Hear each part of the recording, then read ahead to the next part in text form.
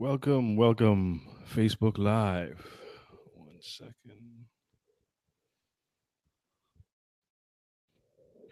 Let me apologize. I know we normally start on 5:30 on Thursdays, but let's just say it's been a very long day. But we are here. Hello, Kira.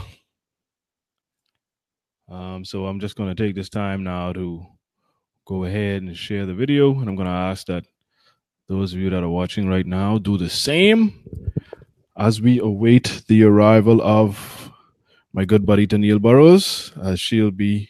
I wasn't there at the Keep Your Corned Beef March, but from what I've seen, from the videos, from WhatsApp and Facebook and other social media platforms, it looks like it was very successful. It was a big crowd. I didn't find out about this Keep Your Corned Beef March, honestly, until probably about today, which is strange because I've participated in many marches and demonstrations before, but I didn't hear about this one. But I've been so busy lately, caught up in handling my business. So I see how I was able to miss it. But it looks like it was pretty successful. I wasn't there. So I want to get the actual rundown from someone that was there. And I think Terneille was actually on the march. And so going to borrow her for a few minutes, probably about 15 to 20 minutes. She's going to join us to fill us in on what took place. And then she has to run because she has an event to go to. But man, listen, I hear all kind of things. I hear y'all poison people with water. Y'all don't know how to act, man. What's happening, people? I know you're all upset, but geez, man, you ain't got to throw water on people. But like I said, that's just what I hear through the grapevine. I don't want to say it happened for certain, but perhaps some of you that may be watching now as well can fill me in. If you were on the march, let me know. Who we have here? We have Murnell Bain says, hello, Murnell. Shan says, I can't share because the church could break up my car like Mark. Man, stop the foolishness, man, Shan. Someone break up my car? No, man. Listen, Shan, please let me know. Fill me in if something did indeed happen to his car. And for those of you that don't know, yes, it was a member of parliament for, I think it's Fort Charlotte, Mr. Mark Humes, suggested in the paper. I bought the paper, actually, the first paper I buy in a long time, because I wanted to actually read what they had. Hopefully I get a chance to do that because I don't want to misquote anyone. But Shan, please, I dying to know now. You talking about car getting break up. Please fill me in and let me know if they break up the MP car. That's what you hear. Okay, Shan say that's what she hear. So if anyone else can confirm, this would be rather unfortunate, but if anyone else can confirm if something did happen to the member of parliament for Fort Charlotte, Mark Humes' vehicle, please let us know if that is indeed factual. If it is, that would be quite disappointing and disturbing. As I don't ever advocate for violence or, damage of property or anything like that. I mean, I know you're upset, you're frustrated. These are some tough times, and you may have, your feelings towards these guys, but it's no need for violence. You got Graham laughing. I don't know if y'all could hear, but apparently they're doing some construction around here, so they're making a bit of noise. Hopefully, don't pick up too much on the mic. Hopefully, y'all don't hear that. But I can hear it quite loudly. But who was there? Who was on the march? What else took place? What else transpired? Like I said, all I heard was it was a large crowd. They shut down the streets for a little while. And then I hear somebody get throw water on the MP for which constituency? Look at really stuff. Let me turn it up. 1 second. All right, Bing. Hello. What you said? All is well. I mean, you're chewing. You ain't leave me now? No. What a stick. Not cool. You could cut if that's the feedback from me. I know you have headphones, or you could cut it down a bit so you could hear it. I'll put in headset. Okay, cool. Should be high-tech people. So. Yeah, because I want to get a rundown on this march. Man, come on, this march. You need to follow Rise Bombers. Said we posted the flyer. I didn't Rise Bombers didn't plan the march, but you wasn't support. Yeah. That type of way. Okay, cool. Okay. But let me let you get your headset. That feedback coming. True, I hear myself for 3 times. You are hearing your Yeah, you know how Yeah, that you is. know how that is. And I already And don't I like the already goofy don't like the voice. goofy voice. Better? Good to go? Yes, Bing. sir. Yes, much better. All right. Daniel, now I know, like I mentioned, we only could borrow you for about 15, 20 minutes because you got somewhere to go. So please fill us in. Those of us that weren't there, the few like me that were under a rock and didn't even know about the march, please fill us in on what the march was about and what all transpired. Because I hear people car getting break up, people getting water thrown on them. What is fact? What is fiction? All right. Well, the origins of the march, as far as I know, came about with the One Stand, One Bahamas, which is a new group that had posted a flyer maybe a week and a half ago, last week.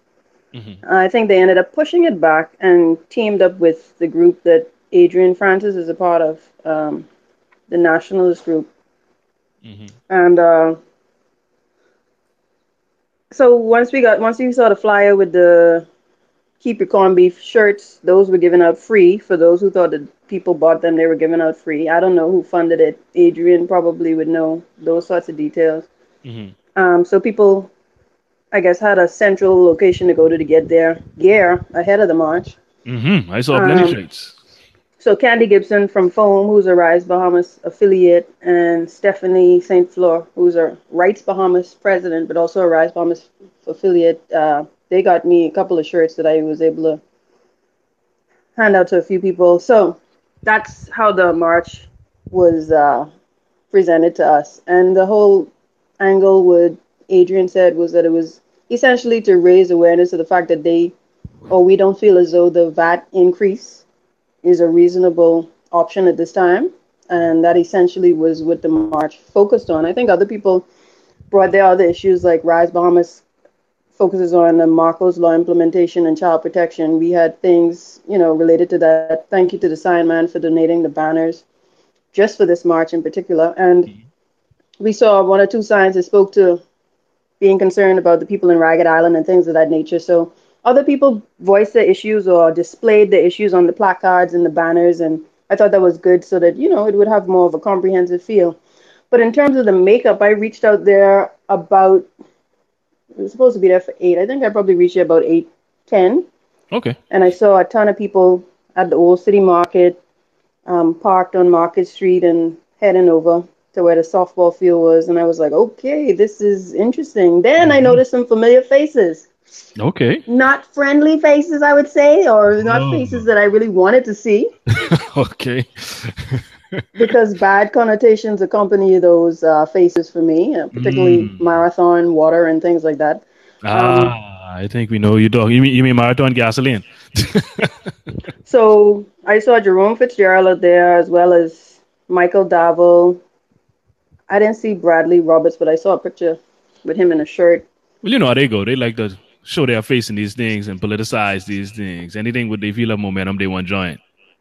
So I mean, I did second guess, like, is this a politically sponsored or initiated event, or are they bandwagoning, which would be a true Bahamian thing to do. Just Hmm. show up and show out, and Hmm. if that's the case, fine. So it didn't deter us from making our stand. At the beginning, there was some inclinations by the crowd that were apparent PLP supporters to say things that were political in nature in terms of the chants. Hmm. And I just kind of was like, no, no, no, I'm sorry. This needs to be nonpartisan. This needs to be about the issues, and that's it. So to whatever extent that I could affect that sort of sensibility, I tried to. Hmm. And it was a good feeling going up past Hmm. Government House, and with the music, the music was licking. When the music licking, things right.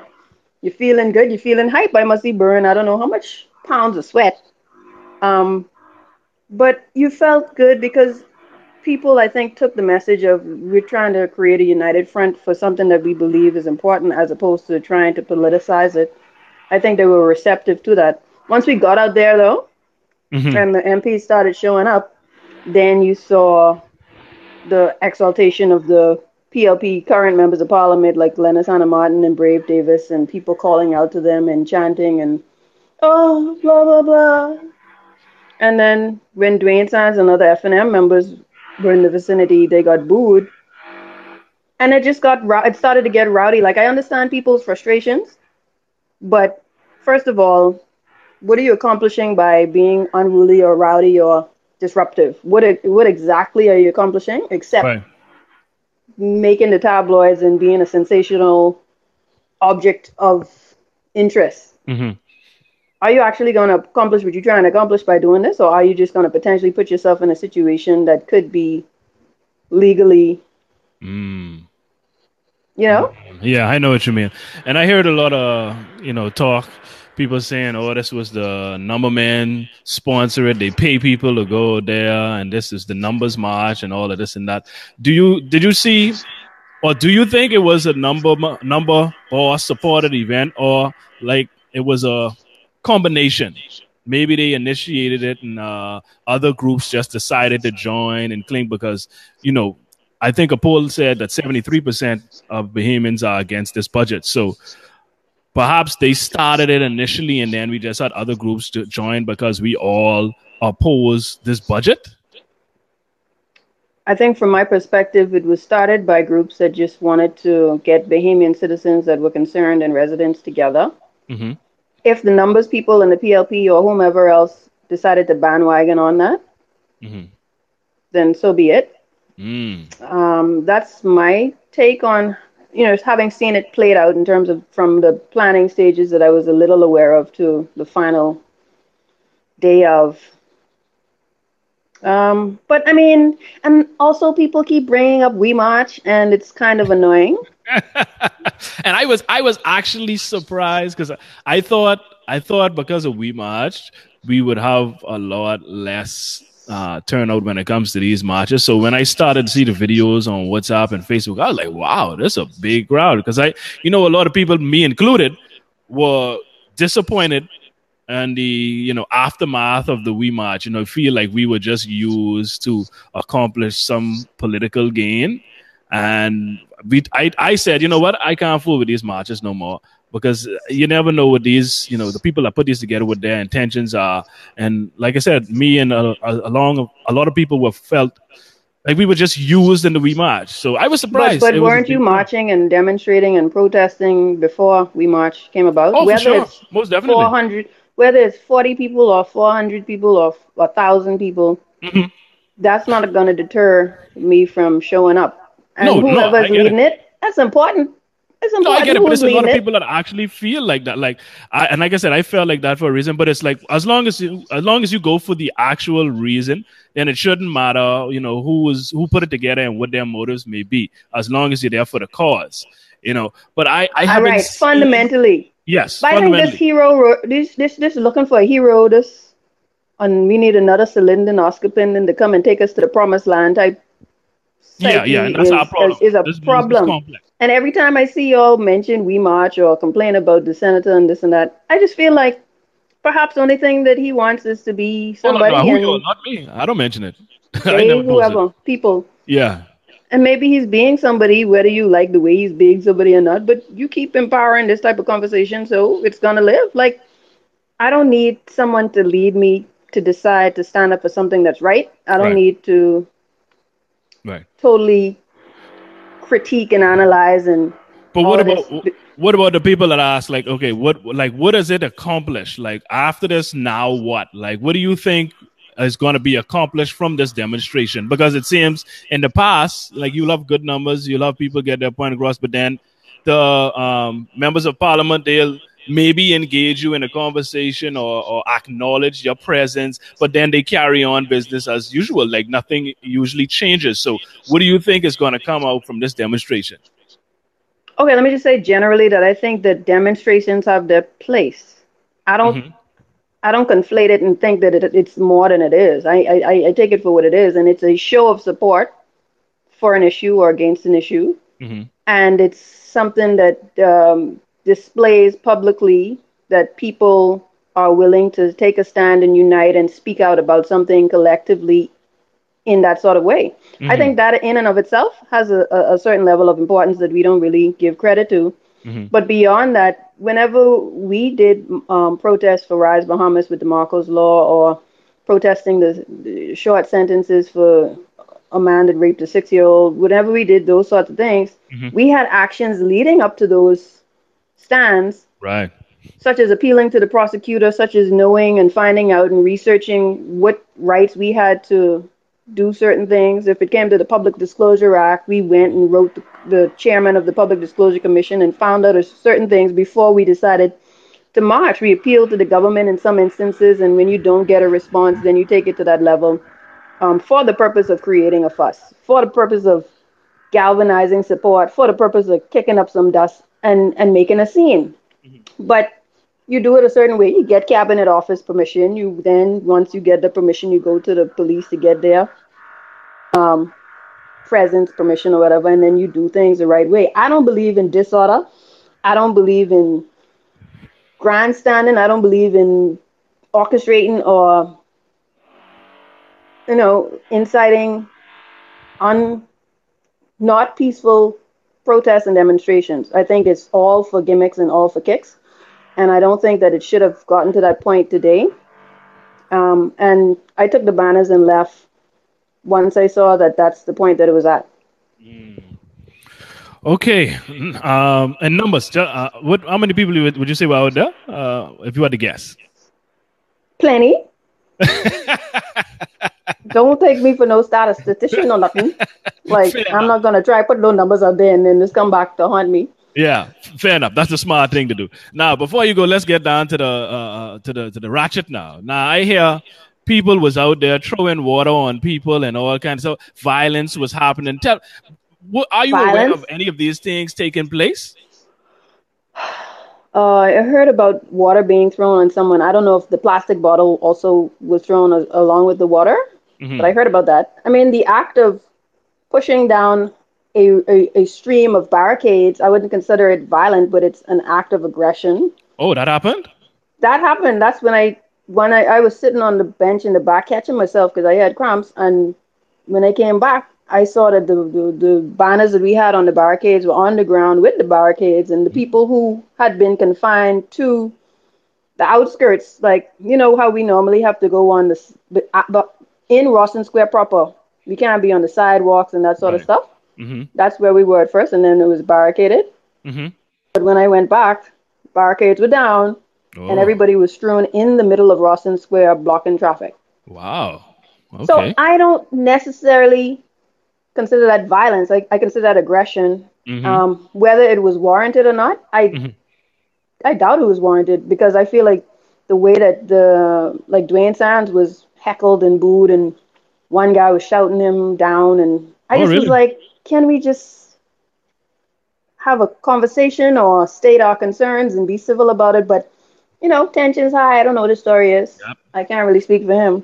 And there's a lot of people. The tensions got high. And they're so frustrated because, especially when you see the way these politicians are dressed, it's like they just cast them aside, like they're not important. And so they have this feeling, and this is why I guess it was on display. That frustration and feeling that they don't matter and that the politicians don't care about them. And especially when you see them making decisions without consultation, especially on this budget and this VAT raise, this is just like they say, here, bam, this is what it is. You all take it and you all gonna like it. Next month, VAT going up. You know what I mean? So a lot of people are frustrated. So you could expect that to happen. Yeah, I understand the outrage. But in terms of organization, because we've always had smaller crowds to manage, and because a lot of times the people who were on our protests and demonstrations, we knew more on a personal affiliation level, it was easier to say, hey, this is how it's going to go. These are the rules we're going to follow. And then if the police or law enforcement ever tried to challenge us or say, well, you can't beat your drum, I'm like, where's the law for that exactly? Exactly. A lot of our laws are unconstitutional also. This whole getting a permit together. I remember I heard a man, he's been calling the talk shows recently, and he's been doing a lot of like one-man protests. And he said he's like being harassed by the police, even though he's on the side, not blocking traffic or anything. He has his sign. They take his sign away from him and stuff. Like, it's a lot of things police do that are actually unconstitutional, because you have the right to gather. But then they put this policy in place, say, oh, you have to get a permit. So we could challenge these things, but I guess a lot of people are not aware of it. And so we have these unconstitutional laws that they, force on you and use against you when it comes to protesting. So I encourage people to look at the Constitution. Yeah, this is one of the reasons why we get so frustrated to the point where we feel we have to lash out, because we don't have the knowledge base. we haven't done the research. We haven't taken the time to really understand what our rights are. If anyone's organizing a protest, we should understand what the process is, what's within with the laws, what's not, what provisions might need to be made. And as citizens, if we say we're going to become activists and step out there and just saying a one-time thing, we need to bone up on some of this information, like you're saying, so we could protect ourselves, first of Exactly. all. Yeah. And then so we could lead people effectively so that they know what the deal is when they go out there and show up. You know, the biggest incident we ever had at one of our demonstrations was when we had the signs "Hunk for Peace." So people were pounding, whatever, right? And then one big old truck, and this when Parliament was in session one time, came and drove by, and they bore down in the horn for like 30 seconds. That young man, I had to give it to him. I say, boy, you sure did take the sign to heart. And we understand that you wanted to be here with us clearly. Yes. You couldn't be here with us, but you raised your horn. He got a ticket for $75 a year. Oh, wow. What is it, noise pollution or something? Yeah, I think that one might have been warranted, but it's kind of like, yeah, you know, you could let it slide or you could take it seriously. But, you know, I just want to say, Bahamians, we could get caught up in all this rigmarole. We could try to figure out who's legit and who's not. Or we could just do the best we can. And those of us who are the researchers, let's get on that and let's try to put some information out there to help those of us who are on the front line to do things more effectively. And those of us who are the planners and have ideas, let's get together, think tank, put these ideas in motion, present them to whichever group or body you think might be able to push them. If you have ideas that you think make sense, pitch them to risebahamas@gmail.com or through the Rise Bahamas Facebook page. And we'll post, like we post things that Bahamians think. We use hashtag Bahamian Speak when we think somebody's saying something that should be heard. Right. Something as simple as that. You spend $5 on Facebook and 5,000 people could see that and you start a conversation. So it's not always just going out there protesting. You could have some social media activists who are doing some things, and you could have people behind the scenes who are donating or helping in other ways. For sure. Well, Terneille, I can let you run. I know you got to go. Thank you so much for filling us in on the Keep Your Corned Beef March. Like I said, I wasn't able to be there, unfortunately, but you know, thankfully you were there and you could give us the information, give us the facts, at least from what you experienced. And thank you. Appreciate it. You're welcome. I'd just like to close in a song. Carry a corned beef. What? Carry a corned beef. I only eat fish now anyway. So, shoot, take the fire engine. Exactly. Take the fire engine. I'll keep my extra percentage of VAT. Thank you very much. Yes, me as well. All right, Terneille, thank you so much. Appreciate it. Be safe out there. Thanks. All right, let me get out there. All right, guys, that was Terneille Burrows. She was an independent candidate for the Elizabeth constituency in last general election. Someone that I'm not ashamed to say that I voted for, because I've told you guys on many occasions, listen, y'all complaining every time after every election when these governments come in here, but y'all continue to vote for the same people, the same parties over and over and over and over. Y'all like to get disrespected over and over and over. So y'all keep selecting these parties. So I put my money where my mouth is, or my vote where my mouth was, and I voted independent last election, and that was the candidate that I voted for, Mr. Terneille Burrows. We've done been on many protests and demonstrations together. I know where her heart is. I know where she lies as it relates to the issues. And I know the passion that she has for the people. And so that's who I supported in the last election. I ain't telling you who to vote for, but I can tell you one thing. If you keep voting for the same thing, then that's what you can get, the same thing. So don't be surprised when the PLP come in, they swing you. The F&M come in, they swing you, and then you go right there and put them right back. So thanks again to Terneille, because that was last minute. I hit her up because I wasn't out at the march and I wanted to know what took place, because this is the Bahamas.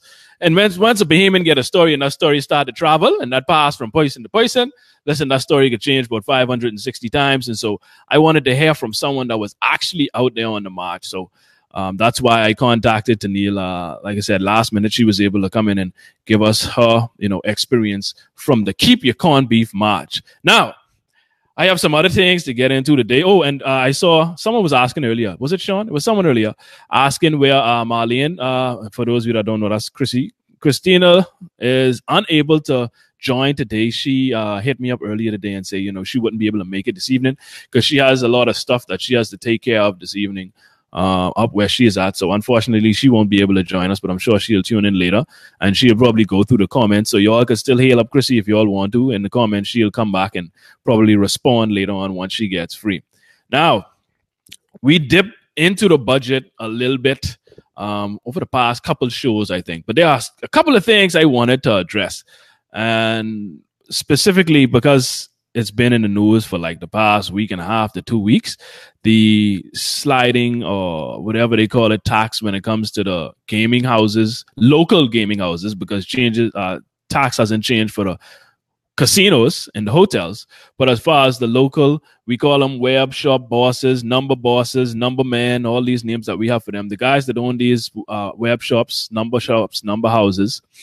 And I feel they are being unfairly taxed because, and it is a sliding scale, the ones that are going to be over 100 million are going to be taxed at 50%.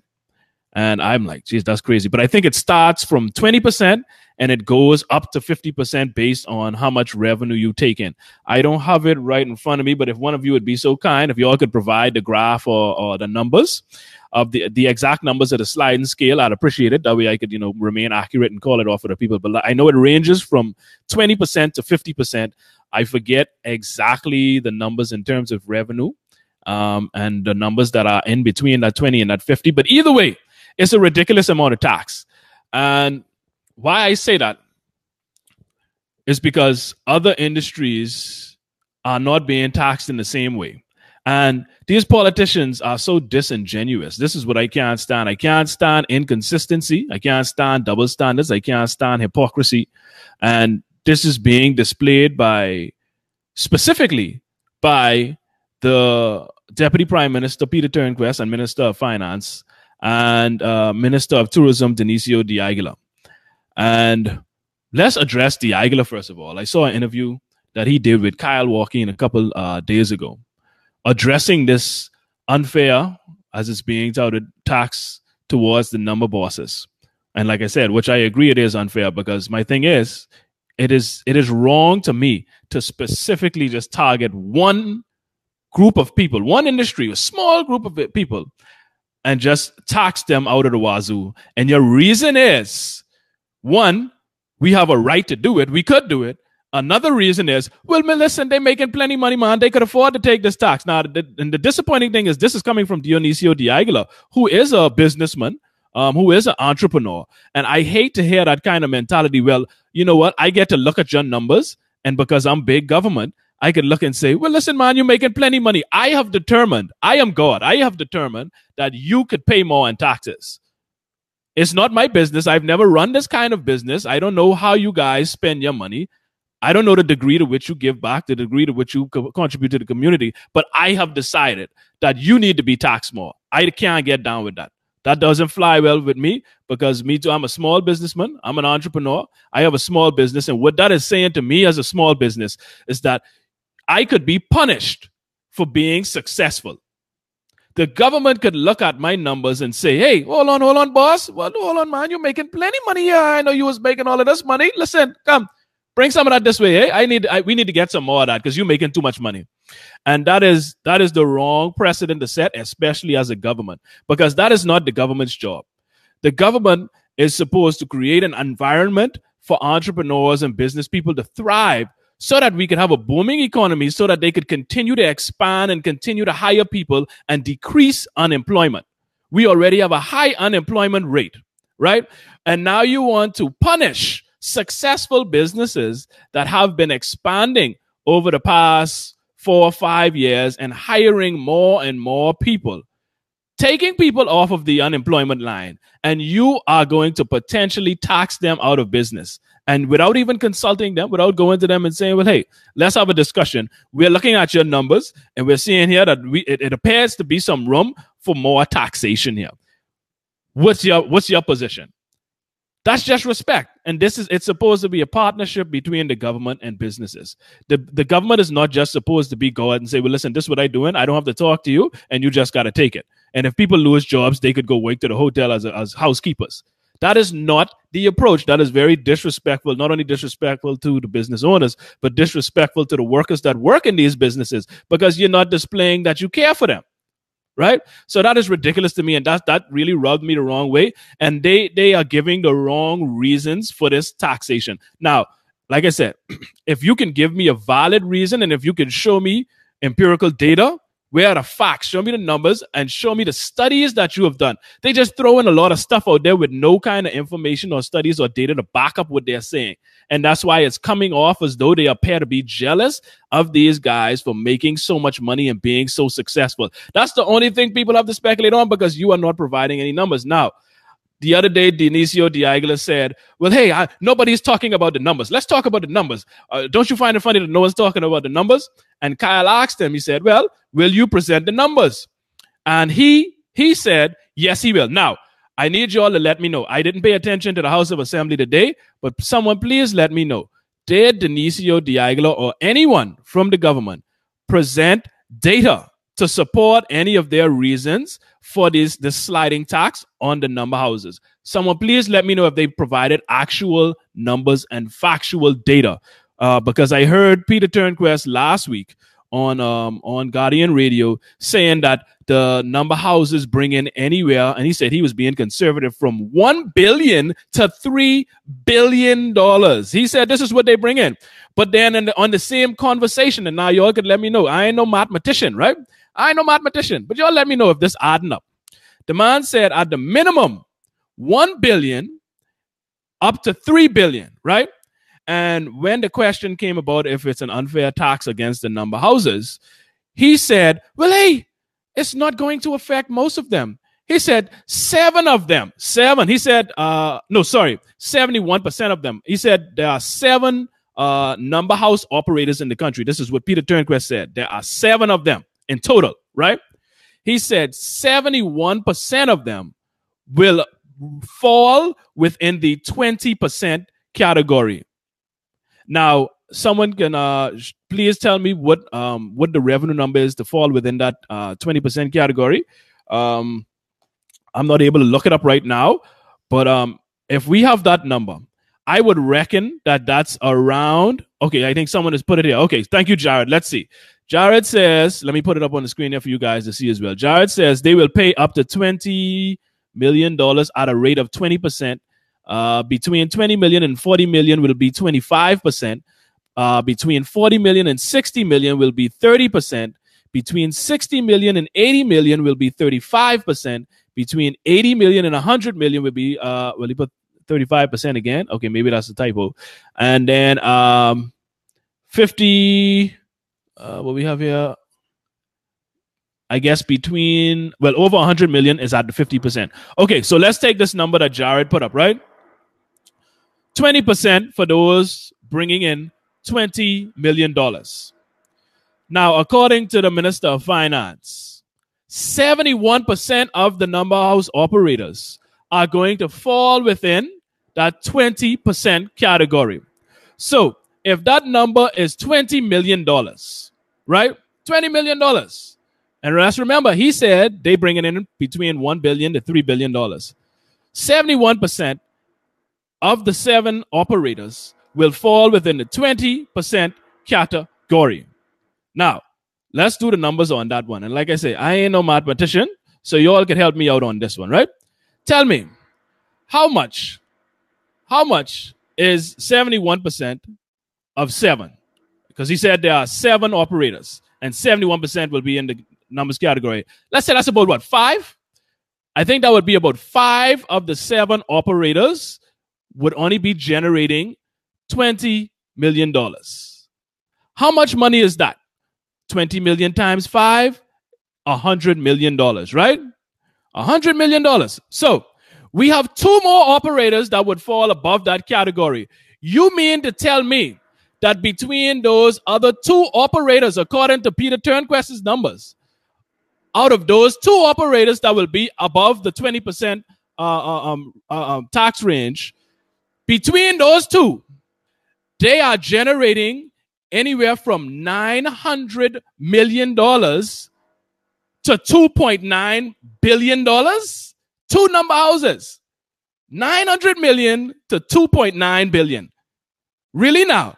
So this is why I can't go off of what these politicians just say willy-nilly. Please show me the data. I think these houses have to report their finances. They have to say how much they earn, how much they spend. All of their financials, I think, are on record. So please present these numbers as opposed to going on talk shows and just throwing big numbers out there to try and make people get on your side, right?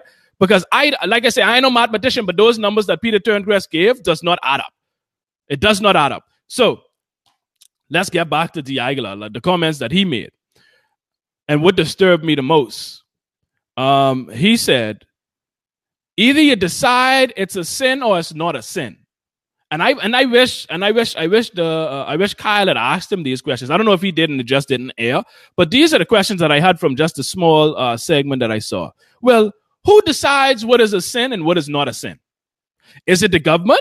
Does the government decide what is a sin and not a sin? And this is why I don't like that term sin, because it originates from the Bible, and then you throw religion into it, and religion has no place in politics and in the running of a country. Religion is something that's personal. That's what you need. That's where you need to keep it. You don't interject religion into politics. I can't stand it.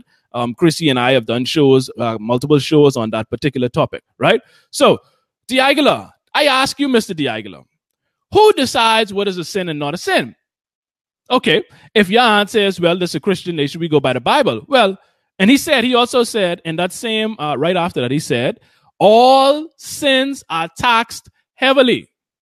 D'Aguilar said, all sins are taxed heavily. These are his words, right? Okay. Do we know how many sins there are and how many businesses engage in these sinful practices? So are we now going to tax the tattoo parlors heavily? Because we know that's a sin as well, right? And also, the funny thing is, he's saying all sins are taxed heavily, implying that gambling is a sin. I challenge anyone, somebody, please show me where in the Bible it says that gambling is a sin. The Bible does not specifically speak to gambling being a sin. So again, it begs the question, who is deciding what is a sin and what is not a sin? And if that's the case, do we consider whoever this overlord sin decider is he saying that gambling in his books is a worse sin than alcohol? Is it a worse sin than smoking? Is it a worse? And these things, we know these things destroy communities. We know alcohol destroys communities, but yet there's a bar or liquor store down there on every corner. And are they going to be taxed on this same sliding scale that the gaming houses are taxed on? You said all sins are taxed heavily. So are you saying, okay, well, the drinking thing, no, we can let that pass. That ain't no sin. So I don't know if these guys have people working their PR or not, or they just go off at the top of their head and just say things, because a lot of the things that they say makes absolutely no sense and is very inconsistent. Because if all sins are taxed heavily, then, buddy, we got to head down to all the places with selling all these pork chop, right? Because, you ain't supposed to be eating pork chop, right? You know that's a sin too, right? So if they selling you your fried pork chop, your steamed pork chop, if they selling your conch, because the Bible also said seafood without fins and scales is, if I'm not mistaken, an abomination in the Bible. So we can tax all the seafood places too, heavily. All them who selling the conch. Or them who selling the shrimp? What about the food stores? Because they sell conch and shrimp too. Or what about your establishment, Mr. Dionisio D'Aguilar? You allow people to come in and wash their mixed fabric clothes, right? Well, we understand that you're not supposed to mix fabric in the Bible either. Are the wash houses heavily taxed also? So this is where I have a problem. This is where my issue becomes. You need to be consistent if you are going to go down this road. And you have to be cautious with what you say. You can't just say something and say it in such a dismissive way. You know what I mean? I can't stand that. So let me know, please. These are the questions, Mr. D'Aguilar. Who determines what is a sin? And if your answer is the Bible determines what a sin is, then, buddy, most of these businesses in this town are going to be heavily taxed and should be on the same scale. So if any of y'all know Mr. D'Aguilar, please ask him to answer those questions for me, please. All right? Please ask him. Because, buddy, you got people coming in your establishment washing and drying and pressing their mixed fabrics all day. And we know what the Bible say about mixed fabrics. All right? So let's be consistent. Now, I ain't gonna just let the number houses off of the hook, because while I do feel this is unfair, while I do feel that it is discrimination, and while I do feel it is targeting and it is wrong and it sends the wrong message to business owners that aspire to be successful like myself, let's be real. Number houses have to also acknowledge that they got exclusivity on their business, and it's limited to, if I'm not mistaken, only 8 people. So you can't be talking about economic freedom and talking about how these Bay Street boys and how these other boys and Sunshine boys and how they hold grips and monopolies on these operations and don't want to let nobody in, when you also have a clause that doesn't allow anyone that has the resources and the money to join your industry. So I'm not going to, just jump on the side and be like, okay, yeah, with you. You have to be consistent. You understand? And I want to be consistent and I want to be fair straight down the line. So I don't agree with that clause that the number house owners have, where they are allowed to operate, I forget how long it is, but for a long period of time without other people being allowed to get into their industry as well. You understand? I don't agree with that. So I can't leave you off when it comes to that in that regard. All right? So now that's that. Someone say word. I told my sister the same thing. Okay, so now let's get to. I heard, boy, and I wish I bring that paper for me, please, there, baby. Because I hope that's the paper that has it in it. And if any of y'all have it, no, the newspaper. If any of y'all have it, maybe Gerard will have it. If y'all have the section where I think it was the MP for the Fort Charlotte constituency, mentioned in the House of Assembly, and now something very bold. I was very surprised to hear this, because this don't normally happen. This don't happen. Normally, people, they riding with their church, especially they know it's a church nation, and they know if they go against the church, then they basically going against the people. People go, bing, it's right here. Right here. All right, so Mark Humes, Mark Humes in the House of Assembly said, listen, we need to tax churches. I wanted to cry. I was like, whoa, finally someone get it. Finally someone understands. Thank you so much, Mr. Humes. Churches have been tax-free forever and making a bunch of money, taking 10% of your money who go in there every time. And I remember when I used to be forced to go to church, they used to have so much envelope. They used to have the pastor love offering envelope. They used to have the tithe and offering envelope. They used to have the church building fund envelope. They used to have the listen if you just got a little something extra envelope. All kind of envelopes was in the church. All kinds. And they making a lot of money. Some of them, I can say all churches making a bunch of money. And I think he also said that you have some churches that are predatory as well, because the whole thing was, we got to tax the number houses because they are have predatory practices, and they preying on the poor people in these communities and destroying the communities. And like I said, it's funny how it's only just the number houses. This is why I can't get down with that. I don't like that. So let's see what Hume said. The headline says, Humes tax churches too. Fort Charlotte MP Mark Humes yesterday suggested that the government should tax some predatory churches in society. Now, watch it now. He say they should tax some predatory churches. Now, you got to be careful, Mr. Humes. And again, I don't know who these people, PR people are. But listen, y'all need to either hire some new people or hire some people, period, because y'all got to be careful with what y'all saying, because y'all could go down a slippery slope. Careful on the slippery slope. And once you start to slide down, you know when. But anyhow, he says that the government should tax some predatory churches in society. Humes was speaking during the 2018-19 budget debate. He noted that he takes no pleasure in supporting the budget, but that it is necessary. Humes said he spoke with some of his constituents regarding the planned increase in the value-added tax, and then it says continued on page 87. So let me go down to finish reading, because I want to hear how deep he goes, because like I said, listen, you have to be careful with what you say, because what determines a predatory church? What qualifies? What makes a good church? What makes a predatory church? How are we going to measure these things? You see, a lot of politicians like to just throw these things out there without really qualifying what they are saying. You understand? You can't just be throwing these things out there. You have to be able to determine what makes a predatory church. What parameters are we going to use to say that this is a predatory church? you have to be cautious, right? So let's see what else he says.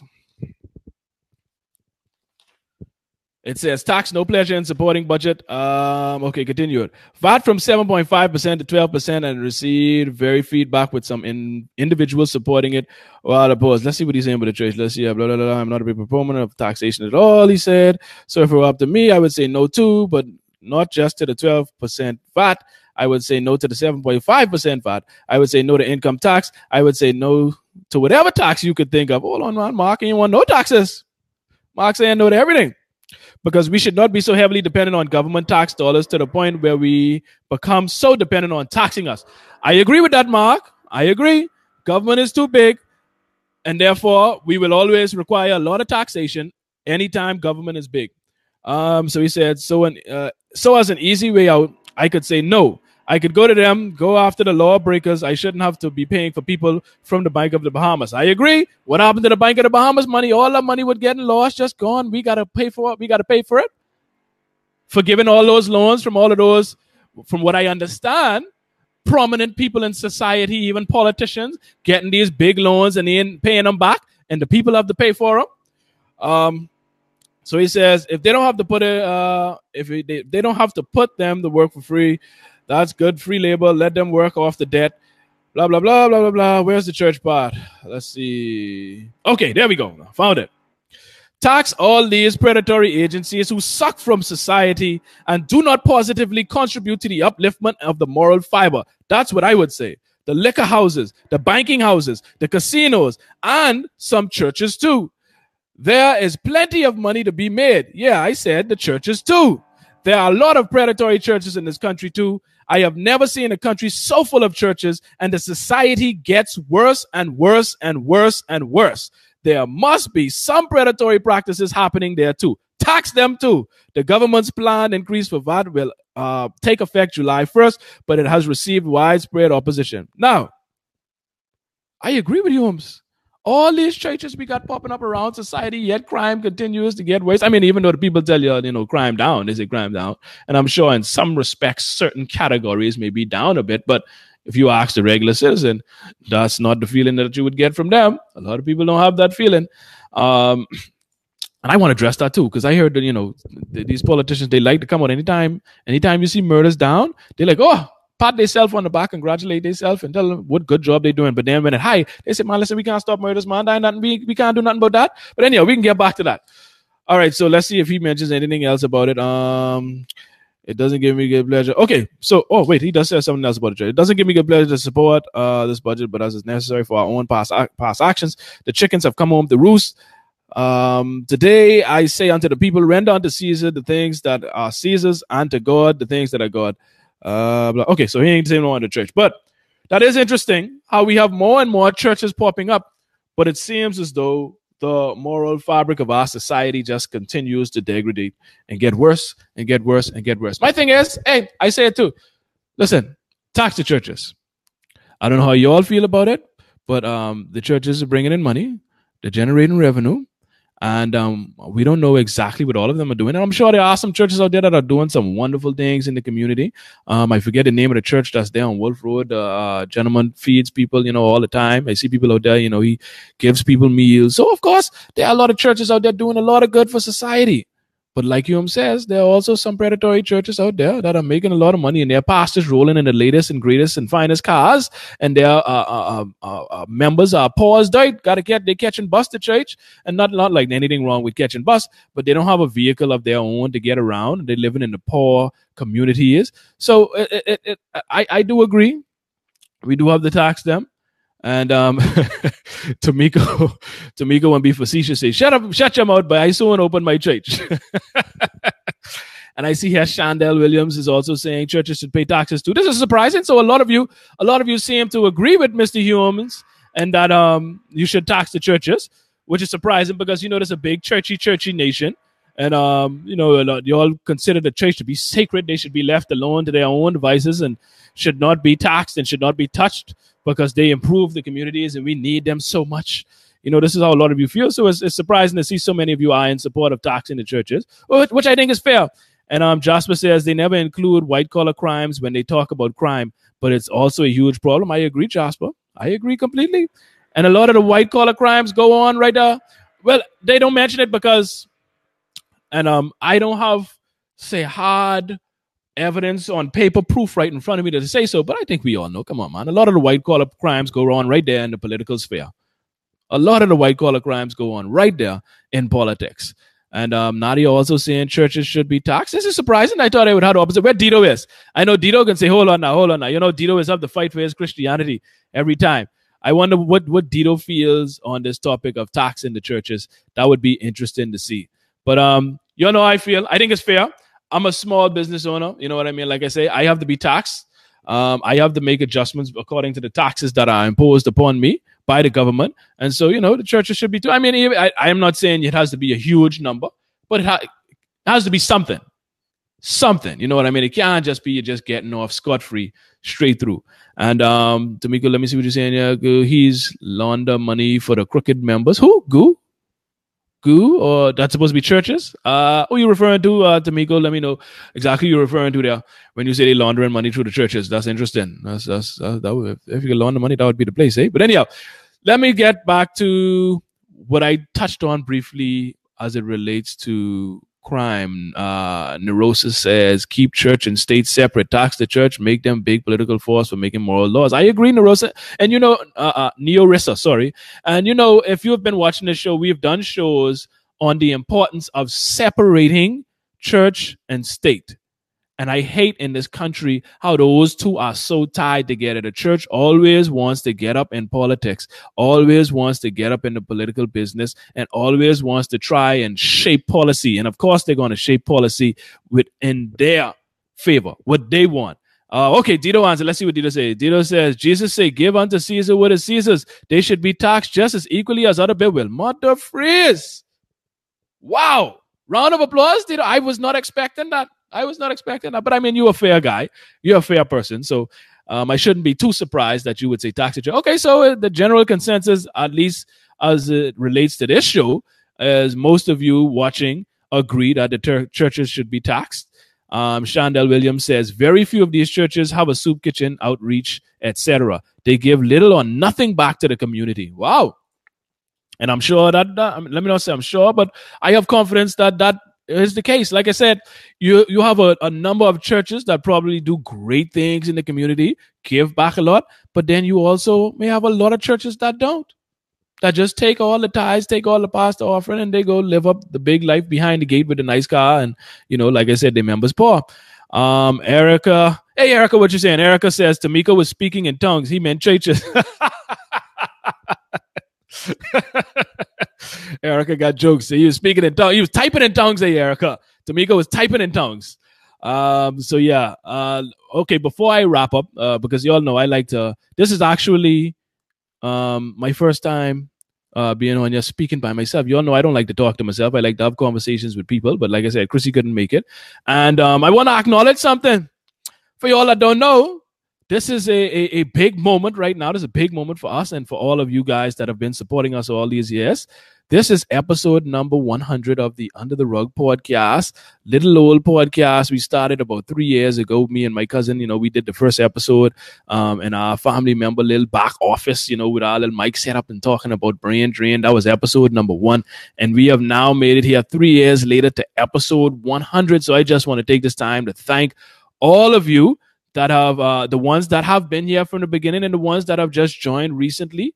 We appreciate your continued support. We appreciate you tuning in each and every week. We appreciate you guys for, and if you haven't, now listen, I need you all. How much people watching right now? We got 51, that's it just now. I better see at least 51 shares on this video. Please hit that share button. That don't cost you nothing. You don't donate no money. Just go give your money to the church, but you all don't support us. You like to watch the show. You like to be entertained and informed by us on a weekly basis, but you ain't putting no skin in the game as far as finances is concerned. So the least you could do is go ahead and just share the video, man. Hit that share button.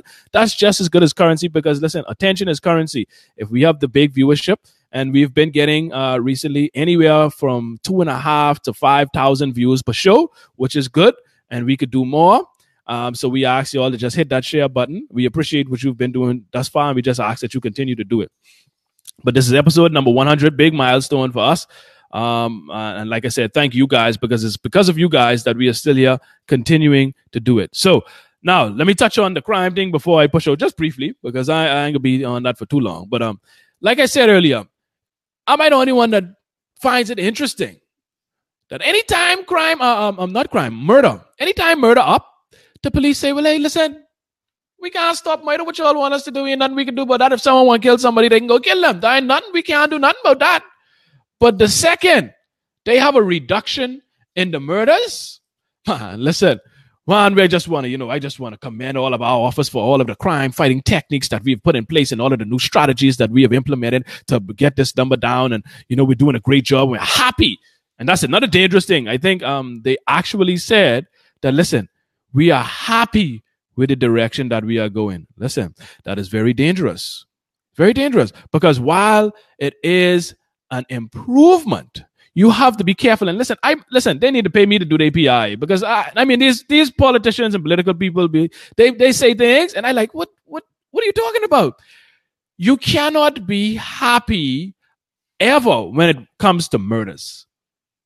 Now, you can be encouraged to a degree because the trend is going downwards and you are having less murders. But we all know one murder is too many. So if we are still having extremely high numbers of murders, you should never be happy, even if it is trending downwards. Is it a positive thing that it is trending downwards? Of course, that's positive that we have less murders. However, we still have a high amount of murders, especially for this small country that we live in. We have a small population. There's no way that we should have this amount of murders. So listen, people, especially you crime fighters, either if you're a commissioner or anybody that speaks for the police or politicians, stop saying that you are happy that the murder has decreased. Now, like I said, it is a positive thing because it's going down, but never happy when someone died because people still getting killed. And I think shortly after they made that announcement, we had how much people die? Like 3 or 4 people die in 1 or 2 nights or something like that. 3 or 4 murders within a night or two, right after they said it. So please be careful and stop making those types of announcements. And you have to be consistent. You cannot say on one end that you can't do nothing about murders, but then when it's being reduced, you doing something about murders. Which one is it? Can you do something about murders? Are you implementing things to help and reduce it? Or can you not? So it can't be convenient to what the numbers are based on what you're saying, the action you're taking. You have to be consistent and you have to be careful. And it all seems, what that says to me is, all it seems as though is like you looking for political points. You're looking for brownie points. You're looking to get some points with the people to say, hey, look, we doing our job. Look, the numbers down, crime down. And we say we just going to bring it down. That's not what we are here to do. We're not here to get victories because, crime down. No. Not political victories. People are genuinely in fear for their lives, their livelihood. And so that is not a opportunity for you to gloat about your actions. Now, like I said, you could be encouraged because it is being reduced and it's trending downward. But if you're going to take responsibility for the reduction, you have to take responsibility for the rise. So if you ain't going to take responsibility for the rise, then don't take responsibility for the reduction. You understand?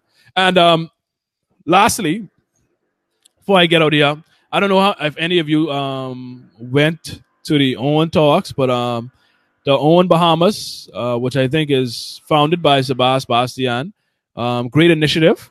He puts on these major keynote presentations by prominent people in the world. And when it comes to finances, the first one I went to, it had one of probably the greatest speakers of all time, Les Brown. It had Sebastian himself, and then it had a entrepreneur from the Florida area. It was a great event. Had thousands of people show up, and this is now the other one weeks later, or probably a month and a half later or so. And they had 2 of the sharks from Shark Tank, one of the original sharks, Kevin Harrington, who was on one of the original sharks on Shark Tank, and the great Damon John, founder of FUBU and still current member of the Shark Tank. And it was a good show last night. Damon John was awesome. Sabas briefly spoke on the tax situation, didn't get too much into detail, but he spoke briefly on it. But it was a good event. I went to it, and more of you should turn out if you are especially if you're an entrepreneur or looking to open a business or looking to become more independent, or even if you want to have a side hustle, or you want just some positive energy to be motivated in this negative society that we live in, it's a great event to go to, and it's completely free. You know, y'all Bahamians like free things. That's all y'all want. When y'all are free, y'all on that. So the event is free. Damon John is not cheap, so it's a good sacrifice made in order to help entrepreneurs further their careers. So I just wanted to put a little, mention of that, a little plug in for the Own Talks, Own Bahamas that took place last night. It was a good event. I was there, and I enjoyed it very much. Jasper says the police shouldn't use reverse psychology on the public. We're not that stupid. That is true, Jasper. They think we're very stupid. And they use these tactics thinking, oh, we could do this and, it'll be all right. But, people are paying attention. I think more so than ever, this is the most aware I've ever seen the Bahamian population, the most conscious I've ever seen the Bahamian population. And I think it's credited to, social media, the traditional media doing a good job, a better job of, really digging in and making people aware of the things that are going on in their country. And so it's a good thing. A lot of people are more aware. And so, yes, these politicians have to be a lot more cautious. Hopefully by next week, by the next show, we could get some more information on the Keep Your Corned Beef March, because I appreciate Terneille's insight into it, but I'm sure she was only able to be at one part at one time, and it was a big march. So hopefully we can get some other perspectives on that march and find out exactly what took place, where y'all was out there throwing water on Frankie for true, where y'all was out there breaking up people's car and thing. And like I said, I know a lot of stuff floats around that are just rumors. And so I don't want to just go by rumors. I never want to go by rumors. I want to get all the information, and then I could come to in a position on a particular topic. But thank you once again. This has been episode 100. I didn't talk long enough. I appreciate you guys for tuning in. Listen, if you're, like I say, I put that out there to y'all earlier. If y'all know Diagula, please go ask him that question, those questions for me, because I found it interesting, those remarks he made. Please tell Peter Turnquest to be more consistent with his numbers, because it ain't adding up to me. Maybe he a lot smarter than I am. Maybe I'm a dummy. I don't know. But those numbers don't add up to me. And thank you again for the support. Episode 100. Let's keep it going. Again, check out goundertherug.com. That's where we have all of our content. Goundertherug.com. You can get to everything from there. You can get to our shows. You can get to our YouTube page. We ask that you subscribe. Please go ahead and subscribe to our YouTube channel. Just search for the Under the Rug podcast on YouTube. Subscribe, because we're going to be uploading all of our videos from this point forward. We have a bunch on there now, but we're going to continue to upload our videos on there. We edited a little bit, just to cut out the intro part. So you guys that join on Facebook Live early, you all get a little pre-show. But on YouTube, we cut out the pre-show and we just get right into the show on YouTube. So if you just want to, get right into the show, visit YouTube, subscribe to the channel, check it out. Goundertherug.com if you want to support financially. Feel free to go ahead and do so. It's right through the website. You can go there and hit the donate section. Or like I said, I know things tough. I know VAT going up to 12%. And how much time now? What the day's date is? Shoot, we got half a month to a couple of weeks. VAT going up to 12%. So I know things may be a little tight and you might not have no money to give, but understand that attention is currency. So go ahead and share the video. Tag your friends in it. Make them aware of the show. And if we have the huge numbers, then guess what? We can tell the advertisers, hey, listen, I know you all like to advertise on radio stations, right? But listen, they can't tell you all exactly how much people listen to today's show because they still ain't digital. You understand? With our platform, we can tell you exactly how much people listen, how much people watch, their age. We got the demographics. We could tell you their sex, male or female, where they fall within their range. Listen, we got numbers to tell you exactly who watching our show. And so we could present that to advertisers and we could say, listen, we got thousands of people watching. Listen, it's up to you. You want people to see and know about your product or your business? Then listen, throw some money this way. And that way, we can get more equipment. We can upgrade. Because as you can see, I home my children on my couch right now. I want to get a studio. I want to be able to have more guests and bring them into the studio. And we can have, more diverse conversations. And that takes money.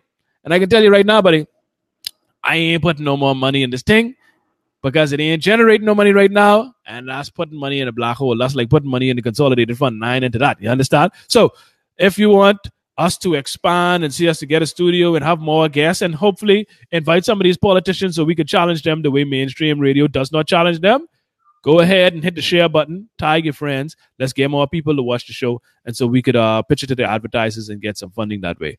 But once again, thank you. This has been episode 100. Peace.